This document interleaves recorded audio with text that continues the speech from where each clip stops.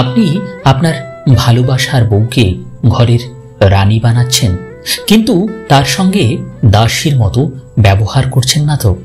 আমরা অনেক সময় মুখে অনেক বড় বড় কথা বলি, কিন্তু কাজে তার কোনো মিল খুঁজে পাওয়া যায় না।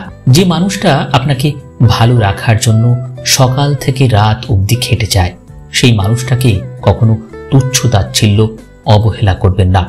কারণ সেই মানুষটা এত কষ্ট করে যাচ্ছে বলেই আপনি দুশ্চিন্তামুক্ত হয়ে অফিস যেতে পারছেন, বাড়িতে ফিরে যত্ন পাচ্ছেন, ভালোবাসা পাচ্ছেন, পায়ের উপর পা তুলে অর্ডার করতে পারছেন, এই আমাকে এক কাপ চা দাও তো, তুমি আজ কি খাবার বানিয়েছ, ধুর এসব আমি খাবো না। এসব কথা কাকে বলছেন?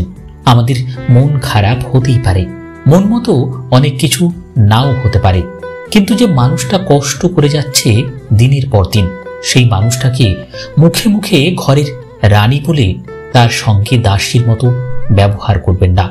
সেই মানুষটা আছে বলে জীবনটা এত স্মুথ যাচ্ছে।